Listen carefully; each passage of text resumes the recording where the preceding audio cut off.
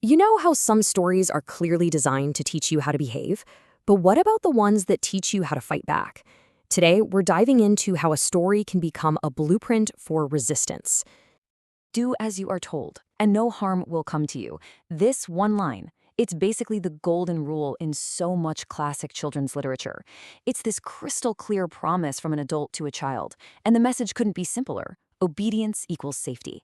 And that creates a very, very specific kind of world. So, there's actually a name for this kind of storytelling. It's called didactic literature. The whole point of these stories, their entire reason for being, is to teach a lesson, to hammer home adult approved values. It's basically literature as an instruction manual. And this whole approach, it creates this very clear, very rigid set of rules for being a kid. In these stories, there's a right way and a wrong way to do things. And guess who holds all the answers? Yep, the adults. Think about it like this. It sets up a really clear power dynamic. The adult is the subject. They're the one who acts, who directs, who knows everything. The child, on the other hand, is the object, the one who's supposed to just listen, receive the lesson, and learn. It's a total one-way street where a kid's job is to be shaped, not to do any of the shaping themselves.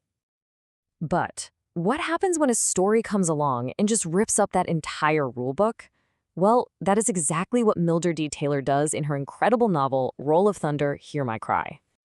Just look at this side by side. The difference is night and day.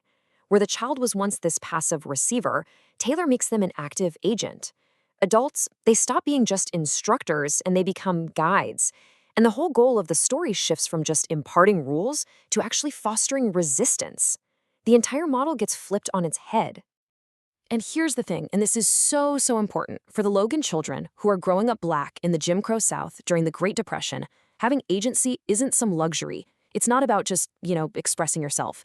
It is a fundamental, non-negotiable tool for survival in a world that is dangerously hostile. So, how does the novel actually build this agency? Well, the first key is making history intensely personal.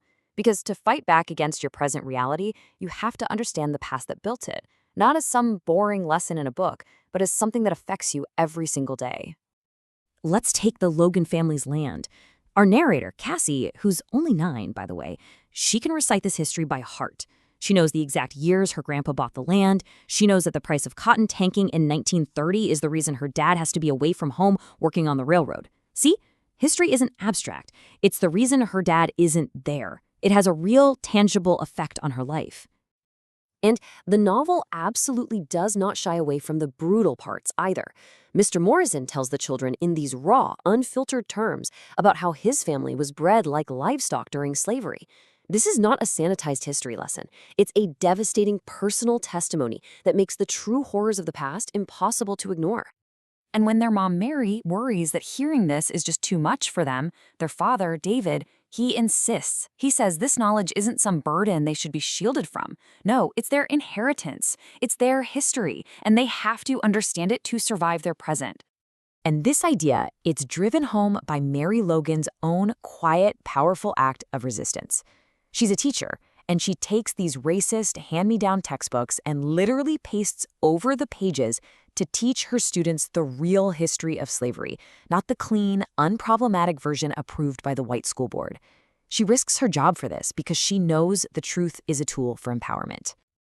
Okay, so once the kids have that historical foundation, the second strategy kicks in, teaching them how power actually works in their world, especially the ugly, racist systems they're up against every single day. There's this one scene that is just absolutely chilling. Mary intentionally takes her children to see the horrific result of racist violence firsthand. She doesn't shield them, she makes them look at Mr. Barry's disfigured face so they understand without a shadow of a doubt the real-world, deadly consequences of crossing the powerful white family in town. But here's the genius of it. Right after showing them the danger, she shows them the strategy. This isn't about scaring them into submission, it's a lesson in tactical resistance. She uses the horror of what happened to Mr. Barry as the reason to organize a community-wide boycott of the store run by the men who did it. She's teaching her kids that you can fight back, not with fists, but with smarts, with community, and with economic pressure. Later, when Cassie is publicly humiliated and forced to apologize to a white girl, her father gives her this incredible piece of advice. He gets that she has to be careful, but he completely rejects the idea of just passively taking it. He validates her anger, and he reframes standing up for yourself not as making trouble, but as a moral duty. And this is the real heart of his lesson. He tells her, "Ain't nobody's respect worth more than your own." And with that one sentence, he empowers Cassie to decide for herself what's worth fighting for. He doesn't command her, he trusts her. He treats his 9-year-old daughter like a person with agency, someone with a right to her own dignity. So, what does all of this add up to? It's a complete redefinition of what childhood is for. In the world of this novel, agency isn't just about having fun or being free. Agency is survival. The lessons the Logan children are learning are totally different from do as you're told. They're learning how to pick their battles. They're learning that real resistance takes cleverness, not just brute force. And most of all, they're learning that protecting your own self-respect is the ultimate goal. This is the novel's truly radical lesson. It teaches you how to be a subject, not an object, in a world that wants to make you one.